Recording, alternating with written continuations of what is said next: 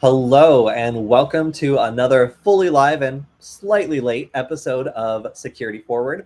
I am Kody Kinzie, a security researcher at Varonis, and today you might notice I'm all by myself. Killian is enjoying himself on PTO. I'm sure he's tuned in, secretly watching us. So I hope he's enjoying his vacation, and I'm going to go over the security news and hacking tools of the week solo, with the exception of, I don't know, my Meshtastic devices and my Club Mata energy soda.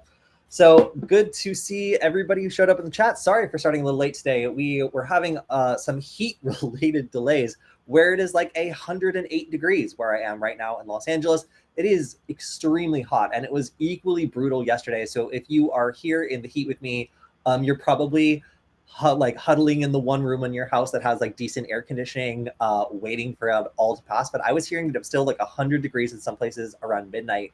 So definitely a little difficult to get set up today based on how just incredibly oppressive it is here. So hopefully it is less hot wherever you are. Good to see James, SAQ, and yeah, everyone else who's joining us in the stream today. So if you are in Los Angeles, I'm going to give a shout out since I finally pulled the trigger. I am a big fan of just, making it happen sometimes. And in this case, I found that there was a really cool Meshtastic group in Los Angeles that was kind of, still trying to figure out exactly when they were going to do their meetup. And I, leaving out of Los Angeles very soon, was just like, let's do it. Let's just go. Let's do it. So I scheduled this meetup for Saturday. This is going to be a free Meshtastic meetup. And meetup means, it's not going to be like a class or a workshop or anything too super formal, but it will allow people who are passionate about this and interested about it to get together, meet each other, talk about cool radio stuff, and also talk about the infrastructure that's been put all over Los Angeles. So I specifically am inviting those from SoCal Mesh. However, this is not an official SoCal Mesh event, as they are still doing surveys. I myself hate doing surveys. I will do a survey with my feet to Null Space Labs, and if other people show up, then I will bring an increasing amount of pizza each time. So this is an event that's free to attend, but if you want to support Null Space Labs, we put together some cool Meshtastic upgrade stuff, including a temperature, humidity, and barometric pressure sensor, and a 4 dBi 915 megahertz embedded antenna, which I have a bunch of and are super cool.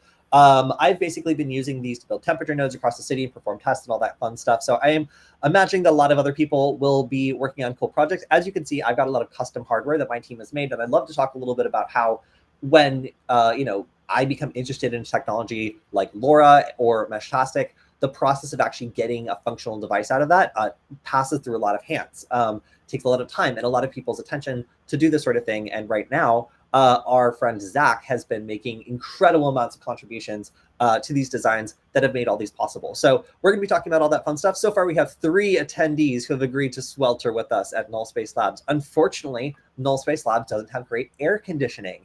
So I have picked the time at which it will become bearable to be at Null Space Labs. I looked at the temperature, and I think that will be hot, but okay.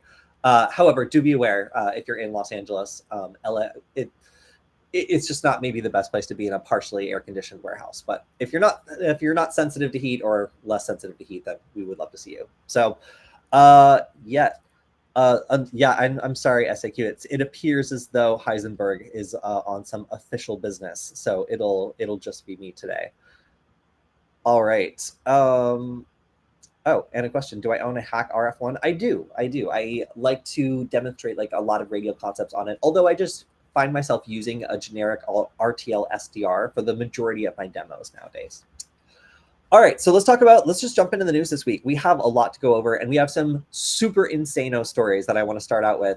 First, we have my favorite story of the week, and this is a musician being charged with essentially stealing $10 million from streaming services by perpetuating this AI scam. So let me break the scam down and explain how it worked, because it's a pretty crazy story. So this scam, this musician partnered with the CEO of an AI company and generated tons and tons and tons of just AI audio. So it's just like lots and lots and lots of stuff that can be streamed over and over and over via a huge amount of cloud service operated accounts, each running 20 bots, totaling 1,040 bots. This was 661,000 streams daily with a royalty rate of 0.5 cent per stream. So by making this really just kind of garbagey AI content that was still unique enough to not be flagged as a duplication, and then having AI bots stream it, there was just AI on both sides making money here, but by scamming streaming services. So on a daily basis, this scam was netting $3,307 for monthly earnings, earning of $99,000. Annual earnings exceeding to $1.2 million. That's going to get noticed eventually. So by manipulating the data streams, this was $10 million again in royalties before this actually got caught. And they said that the way to stay under the radar here was to have a ton of content with like relatively low amounts of streams. That way, none of the AI generated content really rose to the surface and got listened to by real people. Instead, it would be listened to almost exclusively by bots. So this was a scam that seemed like pretty sophisticated, but I don't really understand how it could scale. Already at $10 million, like that's enough money that people are going to start asking questions. So it is exciting, though, to see that Gen AI has finally started generating revenue, even if it only is in a scam. All right, next, we have London for Transport for London disclosing an ongoing cybersecurity incident. Now, if you're in London, you might notice that the buses and trains are all still running. It doesn't appear that there's any immediate impact on their operations. It's speculated maybe there could be data stolen, but really nothing has been confirmed. The only piece of information we really have is that there's an ongoing cyber incident. It's affecting their IT systems, and they are investigating. So obviously not a lot of information there, but a pretty major target and an example of how some of these major transit agencies, which are kind of considered critical infrastructure, can be targeted by just about anyone. Nope, don't want to open X. All right, so next up we have the admins of MFA Bypass service, which was a service that allowed people to, for a subscription fee, bypass 2FA. They are being charged for providing this service, and this was OTP.agency, an online platform that provided social engineering help to obtain one-time passcode. So this is basically sending out automated like messages, pretending to be a bank or like an official agency, attempting to get people to use their one-time passcode to verify something. So that could be a transaction, it could be part of an investigation, whatever social engineering trick they're trying to use here would kind of just facilitate the stealing of these one-time passwords and for criminals who are paying them to be able to break into an account that would otherwise be much better secured. So this is obviously something that is going to attract attention too, if people are using it to bypass the security built into high priority accounts. So there's a video of what this process looked like and how exactly the National Crime Agency found criminals were attempting to use this service to generate phishing texts and do other sorts of targeted attacks that were facilitated by this network. So it's pretty interesting. I know that we talk about the types of services that are offered to criminals sometimes on the show, and how a lot of the time, like, I guess they would be described as like techno criminals who are like not themselves like programming anything, will just buy access to a tool that somebody else makes and then puts the infrastructure up online to run. So this was the kind of the exact kind of thing that I see people with lower levels of skill obtaining to be able to go after targets that normally they wouldn't be able to hit. So it's not very surprising to me that they are being charged and have pled guilty to fraud, as obviously obtaining fraudulent credentials from people as a service is fraud. All right, so Verata, a manufacturer of security cameras, is paying a $2.95 million fine for, I thought it was just the CAN Spam Act violations, but it's actually a whole bunch of other things. So we've talked about the types of security used in IoT, like cameras and things like that before. Let me see if I can mark. Yes. But this type of camera is used in a lot of very sensitive facilities. We're talking about women's health clinics, psychiatric hospitals, prisons, and schools. All places where maybe some sort of private activity or some expectation of privacy exists. This was not the case anywhere where these cameras were installed. Hackers were apparently roving this company's system, totally able to do whatever they want. And it was only when it was self-reported that somebody inside their system was just like, hey, it's not just me in here. You know, like there's lots of stuff going on. This network is totally unsecured. None of the data is encrypted. Anybody who breaks in here can access any of the streams live. This was a really big deal. So these security lapses were crazy, and the FTC had investigated this, found that there was open access to 150,000 live camera feeds. They also extracted a lot of information that was stored. That's going to be video footage, screenshots, and customer details. That's a lot going on. So they were also found to potentially not be compliant with some of the Health Insurance Portability and Accountability Act stuff, and the Swiss U.S. Privacy Shield framework apparently also was a little bit misleading the way that they were pitching their products. So they said that they met all these qualifications, that they were doing all this stuff that made them compliant, but upon review, it turns out that that may not have been the case. So these penalties were pretty extensive. They have to develop a comprehensive security plan. They're prohibited from misrepresenting its privacy, security practices, or compliance. And they also apparently were sending these annoying marketing emails that made it so there was no possible way for the person receiving the email to unsubscribe. So of all these security lapses, exposing customer data, like putting cameras in women's prisons on the internet, all of that was secondary to the Spam Act violation.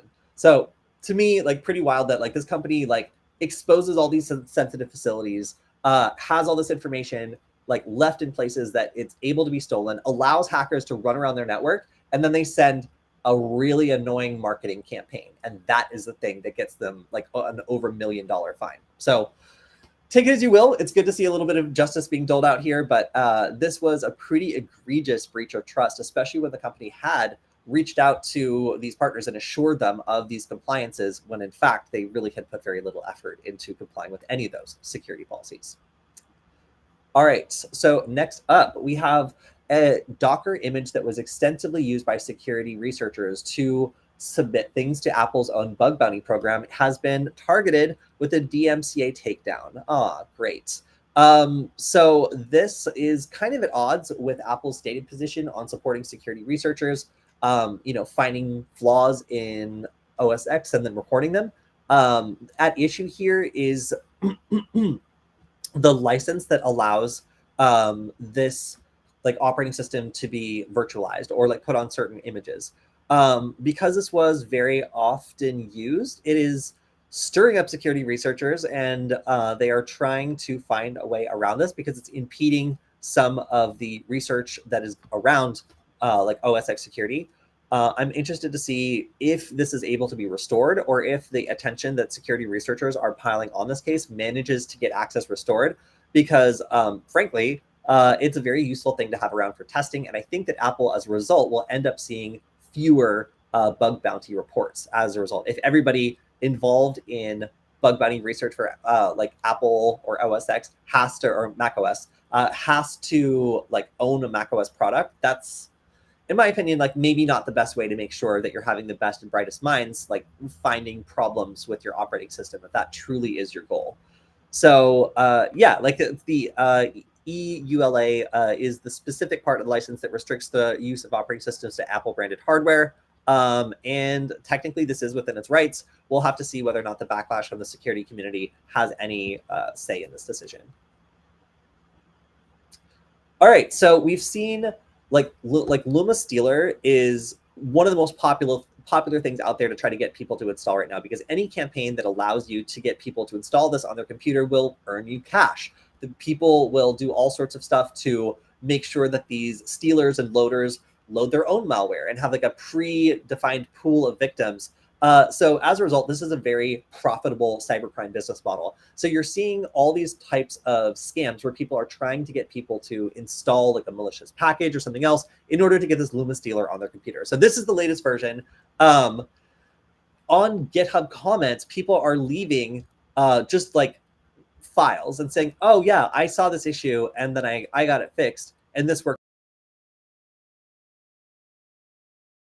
Other bots will upvote it. The result is people who are trying, especially beginners, who are trying to fix popular problems or other things where they might not immediately get a response from a real person, could fall victim to these comments. And also on more popular repositories, if somebody manages to get this put in and then people start upvoting it, it's likely that you would get a lot of people to install this malware.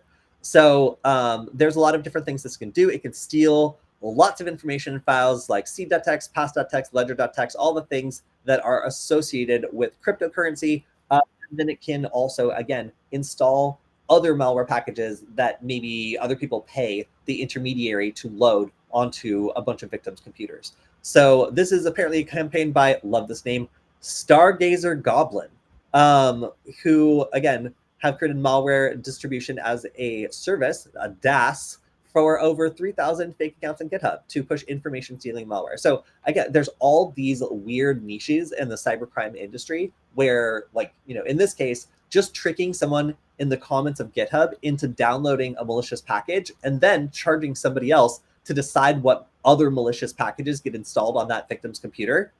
That is an entire business model within the cybercrime industry. So be careful if you're looking for solutions on Stack Overflow, on GitHub comments. These are all being targeted by people who will literally earn something from you just downloading a malicious package and letting it run on your computer. Some other nation state or other person will probably pay to rummage through the files on your computer and figure out if you're an adequate victim or if you're connected to someone who is. And that is why you need to be extra careful on these sorts of forums, as they are the most recent way that this malware is being pushed to victims.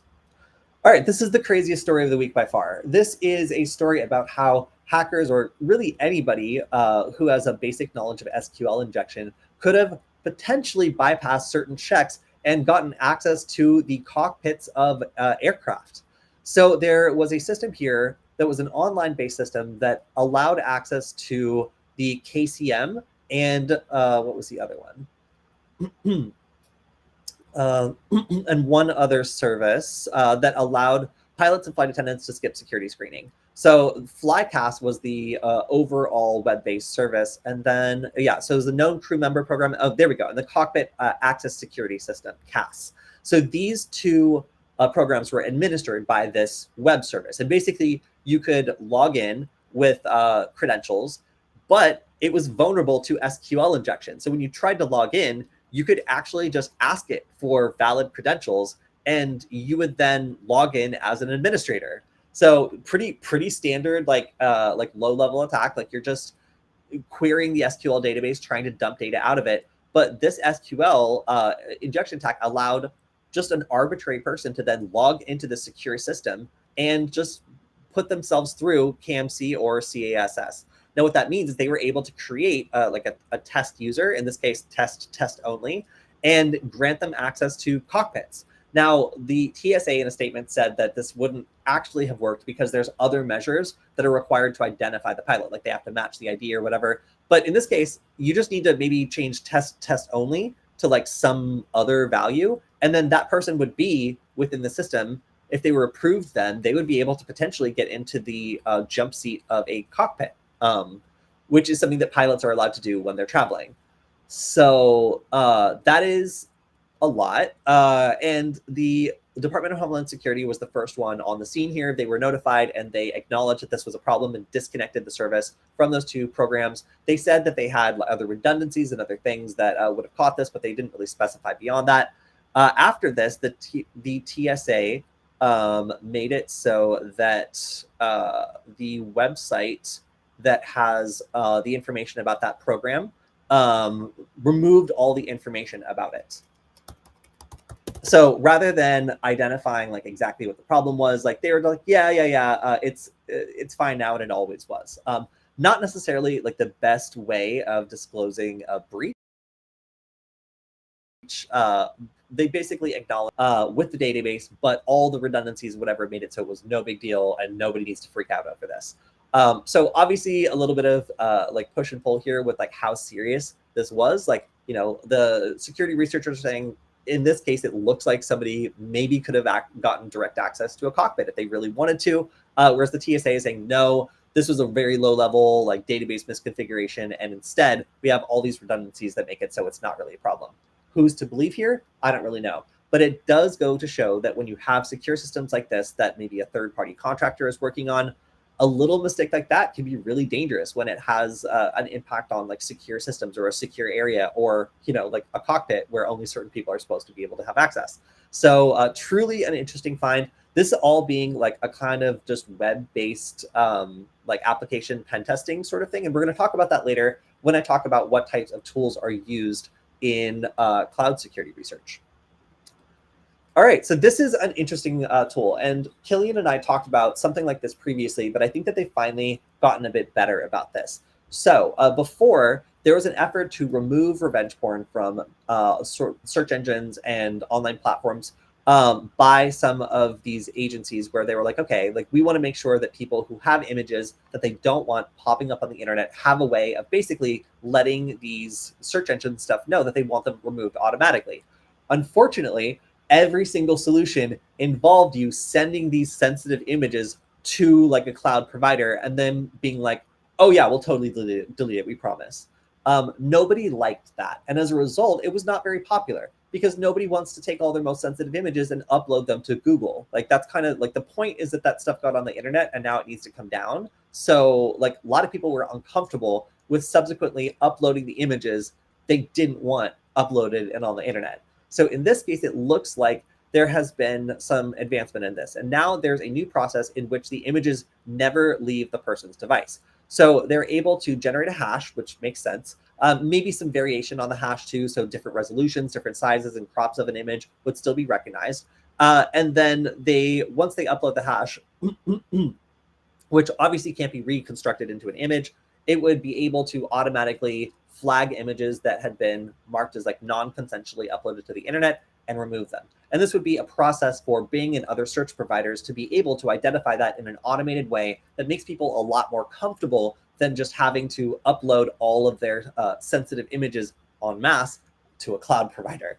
So I like the solution. I think that it is one of the better solutions available for making sure that images that clearly should not be on the internet are not there, especially when it involves somebody having these images published without their consent. So I really am encouraged to see this kind of research. I like to see when people figure out the reason why people aren't taking advantage of this great service. In that case, like just a reluctance to upload certain things, and then take steps to make it so that people can still take advantage of the goal of this, which is to give them more control over whether these images are found online without having to take steps that make them uncomfortable. So probably one of my favorite stories of the week. All right.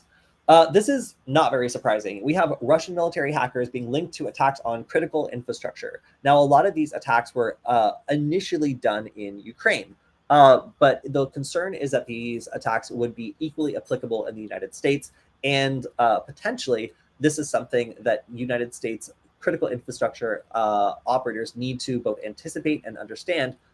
They are in the crosshairs of these campaigns. So this is tracked as Cadet Blizzard, which is not as cool as the star-gazing goblin. But, an Ember Bear, that's a little bit cooler. But these are just units of Russia's main Directorate of the General Staff of the Armed Forces, GRU. They conduct a lot of offensive hacking operations. And in particular, there are several of these junior officers that have been going after critical infrastructure and have earned the attention of our good friends at Rewards for Justice. Rewards for Justice is a U.S. government program offering lots of money for tips on people who commit both terrorist acts and acts against critical infrastructure, which is also kind of seen as terrorism. So I got to talking with the people at Rewards for Justice at both Black Hat and DEF CON. It was kind of cool of them to show up for both. And while I initially called them the snitch table, jokingly, I came to find out that they were pretty involved and pretty cool in the cyber community. There were a lot of cool and interesting people that worked there that had fresh ideas about how to people and how to have an impact on the cybercrime environment by offering fat rewards for people who attack, United States critical infrastructure. So in this case, I'm pretty generally anti-terrorism. I don't like it. So the fact that they primarily offer money in rewards for terrorist acts like attacks against infrastructure and things like that, they're actually pretty cool. So they issued their own statement about and some photos of the GRU hackers that are considered to be involved in the Whispergate campaign. If you know anything, then you could earn $10 million. Although I'm not sure that any of these people will ever leave Russia to a country that would extradite them ever again. So Funny to see rewards for justice in the news again, but I guess I shouldn't be too surprised as they are offering, again, a massive reward for information on these military intelligence hackers. All right, so hackers hacking hackers, a story as old as time. So when we get into cybercrime, like businesses and such, we have the high-end businesses, the ransomware operators that are making, like they're making software under a brand. You know, like some of these, like ransomware gangs are known for having very powerful software that affiliates spend a lot of money on purchasing so that they can operate and then together make a profit. There's also lower tier businesses that perhaps don't operate in the same exact kind of high tier way. And some of these businesses, just like other businesses, are scams. So if you're a hacker and you're looking to do something profitable, and let's say you have no moral center, so your idea of a good time is trying to embarrass people. Now, there are a number of like social engineering, and these are, again, I kind of refer to these more as like techno criminals, where they're not people who are like writing code and like creating exploits. There are people who are doing social engineering attacks using tools and kind of like a lack of a moral center as a way of exploiting people and getting them to pay them to not maybe publish photos on the internet or contact their loved ones and send the contents of their OnlyFans account. So there is a business here of scammy people attempting to gain access to accounts that they don't have the skills to do themselves. What happens here? Can you imagine? In this case, we have a group of hackers that are offering a checker tool. So a checker tool basically takes a bunch of credentials, like a data dump or something, and then attempts to plug those credentials into live websites. So what that means is, let's say you get a data breach, right? And you want to find out if any of those credentials are valid in a website, of sensitive website, like OnlyFans, like a website where they're posting pictures of cakes, but it's supposed to be private.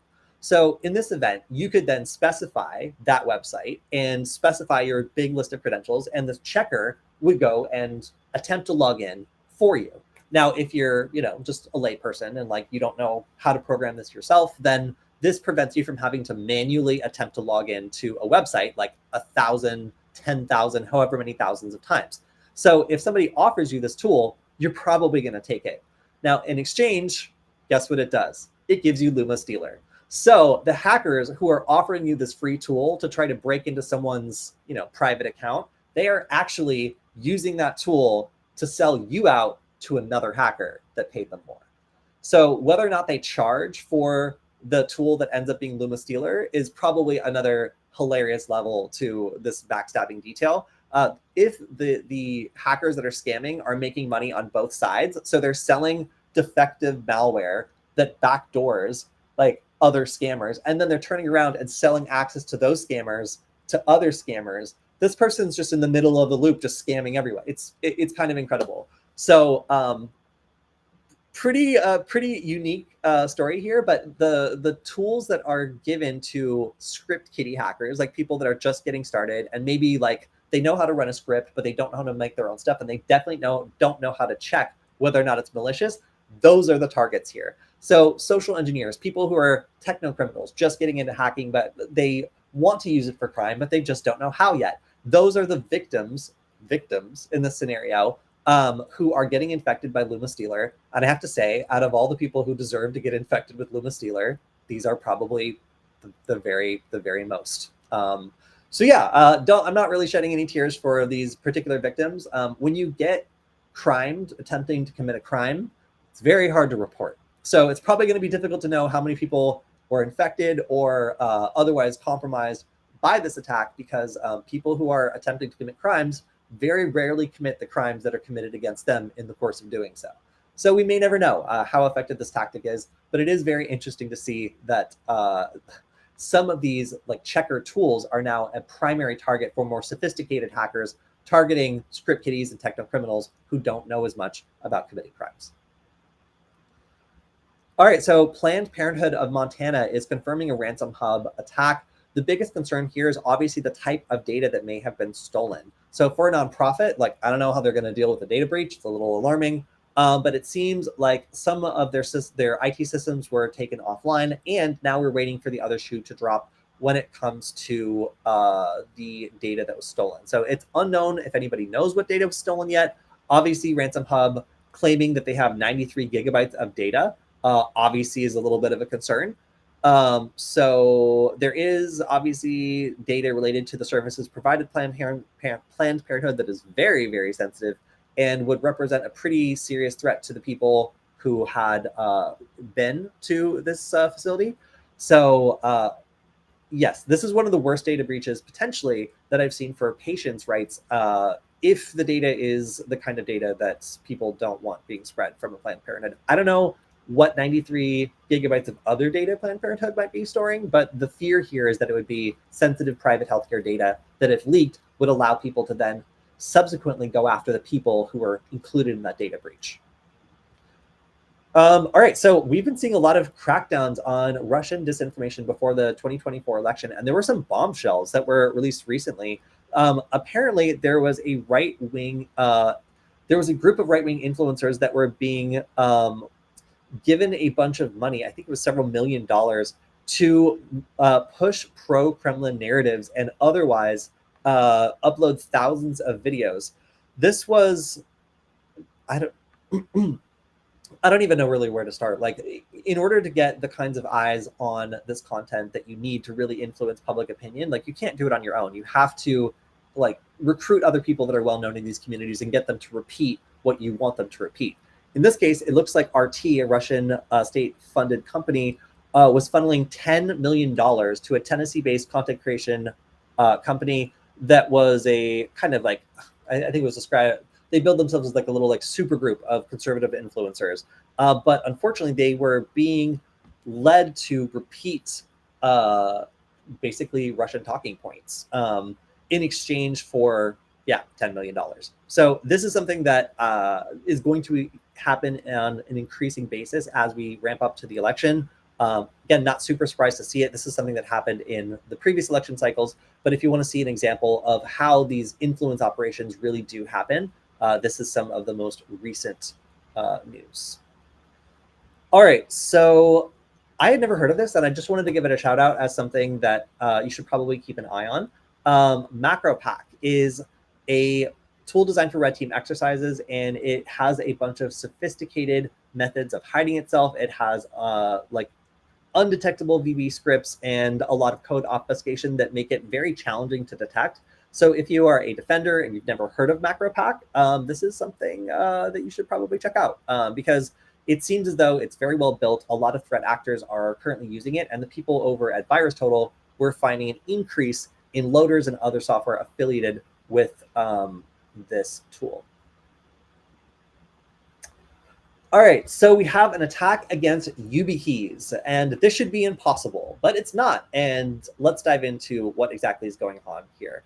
So a Yubi Key is a device that has a security chip inside that's designed to be supposed to be unextractable, right? Like, you're supposed to make it so that when you have one of these Yubi Keys, even if somebody tries to like dig into it with a drill and like extract information, it should destroy the chip before it should give up the data. That is not what is happening. So it turns out with some sophisticated equipment and a high level, I would say a high level of access to the device, so you would need to have it for quite some time in order to do this, you would be able to actually extract the key and copy it.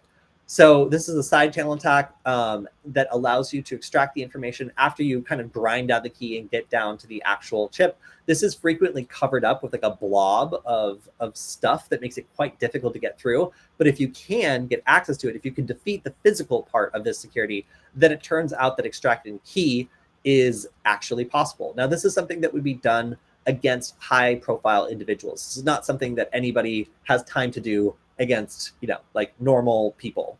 However, it is possible. So let's say that you work at a very important company, a defense contractor or something, and you leave your Yubi Key somewhere, like your hotel room or something, and it's gone for like a day or two, and then it comes back, and you're like, oh, where was it? I must have left it under the bed or something like that. It's possible that it could have been stolen and cloned in that period of time, which is a pretty serious concern because these keys are supposed to prevent that sort of thing, by destroying themselves rather than giving up the data. So this is something that requires physical access, sophisticated equipment, and would only be deployed against high-level targets. However, it is possible. And the fact that it is possible sucks because that is exactly what these devices are built from the ground up to prevent. So the models that are impacted by this are the 5 series, the Bio series, the Key series, and the Yubi HMS 2 series. That is a lot. I'm not sure if there's going to be replacements offered, but there are some suggestions for mitigating this. One of them is to avoid using the elliptic curve system and instead use RSA signing keys. So if you are looking to upgrade the security of these and you want to make sure that you're avoiding the more vulnerable protocols, then that is the recommended mitigation at this time. All right, next up, we have actually, I'm gonna skip this one, it's boring. Let's just say that Google backported a fix that worked very well, but was under active exploitation to other Android devices rather than just for their Pixel. Boom, done, we can move on. All right, so this is a much more cool and interesting attack that I wanna talk about instead. So this is Revival Hijack. And I have to say, again, I love that when Bleeping Computer went over to AI generated stuff, it just started popping off. Like it's really been all gas with the Bleeping Computer images. So shout out to them. So this is an attack where hackers will monitor platforms like Pipel and look for repositories or libraries that were deleted. So let's say that there's a certain amount of deleted repos every month. That is, for hackers anyway, a library name that they can now register. And anybody who's ever used that library before, when they update or recompile their code, will pull a malicious version of that instead. So as things are deleted, it gives this pool of victims to hackers who are able to jump in and register the library names that have been removed from Pipel.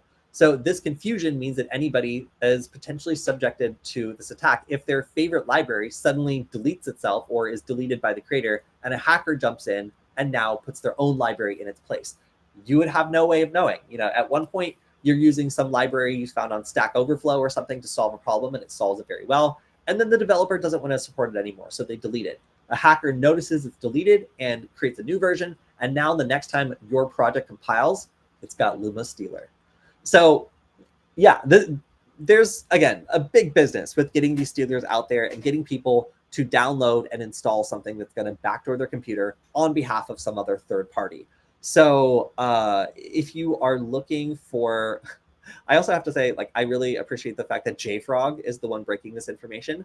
JFrog actually started monitoring this and registering the deleted packages themselves. So they kept an eye on how many requests that they got after doing this, and they got thousands of requests. So they basically were able to make it so that all these people's software was pinging their servers.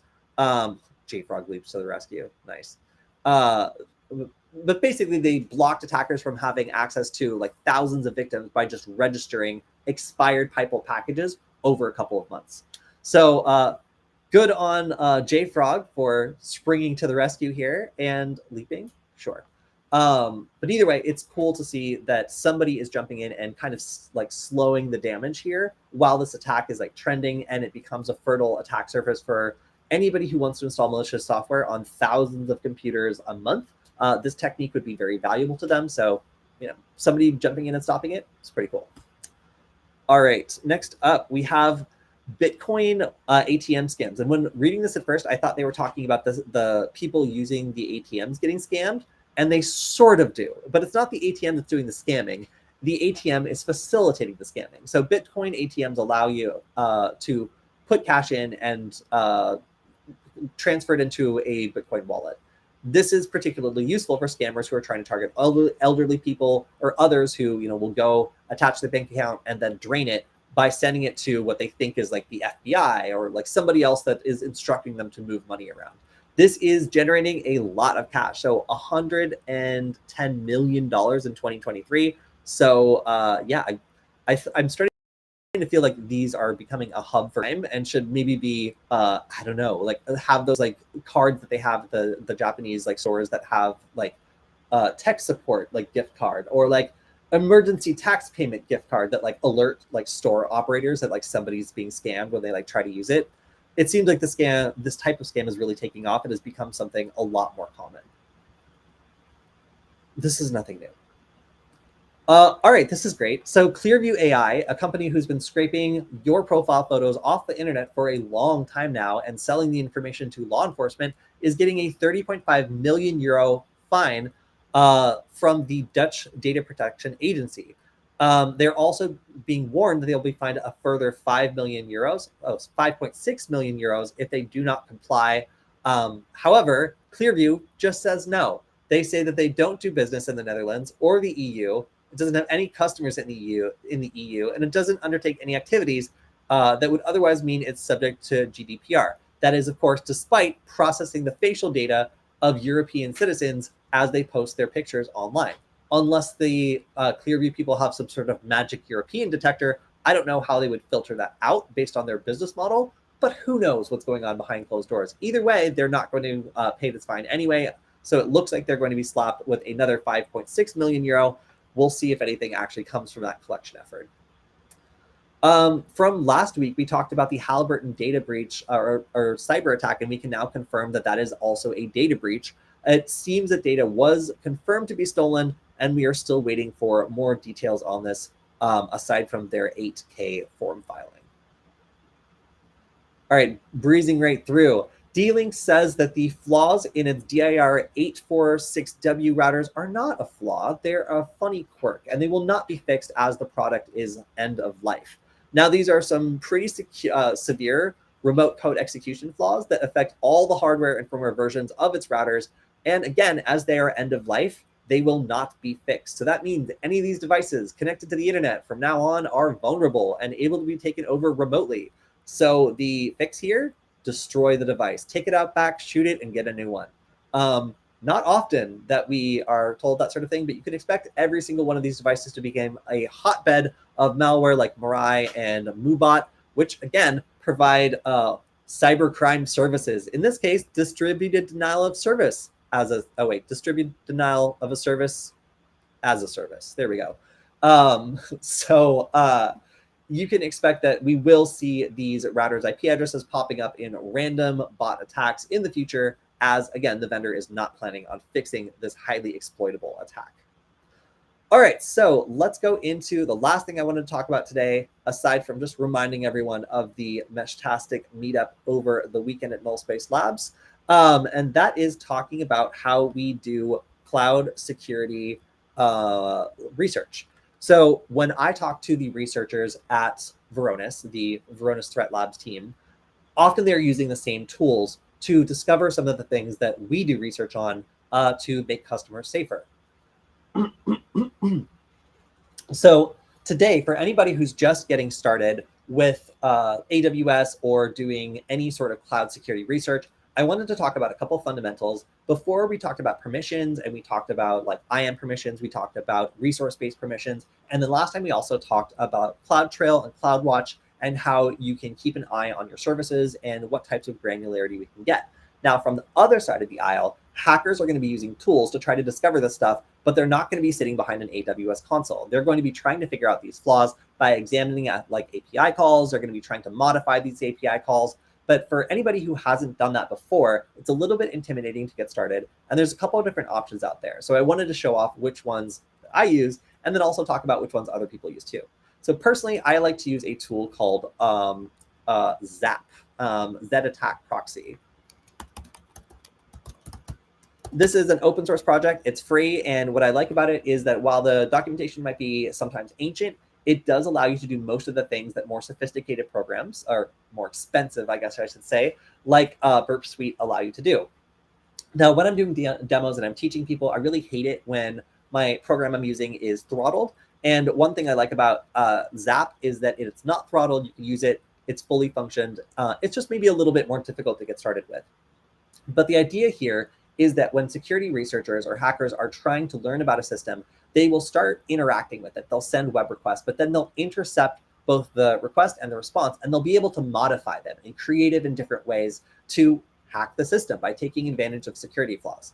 So let's say we have an AWS environment that is misconfigured, like an S3 bucket, and we want to audit it. One of those tools we could use would be Z-Attack Proxy. That would be something you could install and then intercept the requests that are going to the server and start modifying and trying to find out what's going on. Another tool, and one that ends up being a lot more popular, is Burp Suite. Where'd it go? Here you are. So Burp Suite is a commercial product by Portswigger, And this is the thing that is used by most cloud security and application security researchers, like web application security researchers. It is the real deal. And it's used by the Varonis Threat Labs team very often to do a lot of the research that we report on, because it allows us to be very flexible with the types of web requests we send, and allows us to see exactly what comes up when we are like attempting to change something or see if there's a misconfiguration or excessive permission. Now, there's the basic operation of a program like this, which is to select a target. In this case, I'm going to open a browser. And what happens is if I open this browser and type in a web address, then I should anyway, here we go, I've got my browser. I should be able to intercept traffic that's going here, and I should even be able to modify it if I want to. So if I go to my own website, www.hack.gay,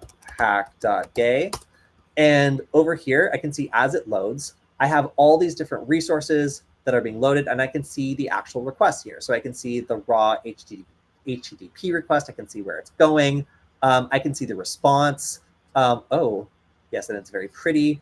And I can see all these other services that are being hit here. I can see Linktree, OneTrust.com. Okay, that's great. So this gives me a ton of information about what happens when I go to a website, what services are being loaded, what additional web requests are being made. And if I want to, I can also make it so it stops and lets me modify these things as they go in and out. So not going to go too crazy into this today, but that's the fundamental thing that most people are then doing when they're using a tool like this, is they're selecting a target, they're kind of intercepting and like puzzling over the different things that are being exchanged when you try to access a resource, and then maybe using some of the automation tools to try brute forcing it or other sorts of techniques that get around security features. So that's why cloud hacking tools are so powerful. They allow us to intercept traffic that's going to a resource that we're interested in, and granularly both examine and modify things that might allow us to bypass a system or find a vulnerability. So there's also things that enhance the ability of one of these programs to be effective in, for example, a specific cloud environment. And that means extending it with things like this. So over on my screen, I have Cloud Storage Tester. And this is one of the official plugins for for Burp Suite from Portswigger itself. This is something that allows you to go through, take your AWS credentials. So on, I think I somewhere here have my, yes, I have my S3 bucket here, Tammy, which has files and such in it. I could take my information from my AWS bucket. I could plug it into this settings tab in my Burp Suite extension, and I could actually have it audit my AWS bucket for permissions or other issues that might cause problems. So you can see that when I do a scan, then after I install this plugin and I point it at a vulnerable AWS bucket, I can actually use this tool to automatically run a series of tests that tells me that the bucket might be misconfigured.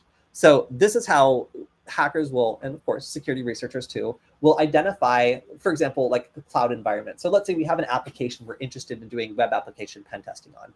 We make a request with Burp Suite and we see that it's going to a particular AWS account. Then we could identify that AWS account and proceed with testing it, seeing if there's ways we can access it or do other things to maybe get more information than we want.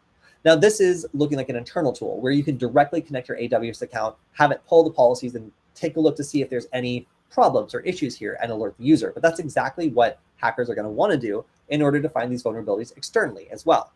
So for tools that I would recommend for anybody getting out started with cloud security, who wants to discover some vulnerabilities, who wants to maybe do a CTF, or wants to understand how people get visibility into what's going on behind the scenes and find these problems in the first place, I have to recommend it's just Zap now, Zed Attack Proxy, and Burp Suite as probably the best ways to get started. The first one is free, and I really like that, but Burp Suite is used by virtually everybody in this field, so I have to say there's a lot of guides for it, there's a lot of really good resources, and while the price tag is a little bit steep, I do think that they are generally worth the money if you are looking to get into this more professionally. Otherwise, you can do most of the things you can do with Burp Suite, but without throttling, using Zap. So I have some videos on this if you want to check them out, both on Security Forward and I think on the Hack 5 channel as well. If you are interested in getting into web application or cloud security, then Burp Suite and Zap are my first two picks for tools to get started. That is just about all the time I have for today. Want to thank everyone for hanging out with me today. My Heisenberg is gone, but I still feel like I have a good group of people here. So I'm going to be going over all the news again next Friday, but stay tuned on Wednesday. We might have a special guest I'm attempting to set up. So just a little hint there. And if I get to see any of you on the Saturday Null Space Labs sweltering adventure, then it will be great to see you. So that's all we have for the stream today. I also have to shout out Varonis for letting me do this stream twice a week, every week. And if you want to see it continue, you can always go to varonis.com/Kody. That's Kody. It supports the stream and lets everyone know that you want us to go live every week. So I will see all of you next week. Hope everybody has a wonderful weekend. I hope the temperature also goes down because, wow, it is quite something. And we will see you all next week. Goodbye, everyone.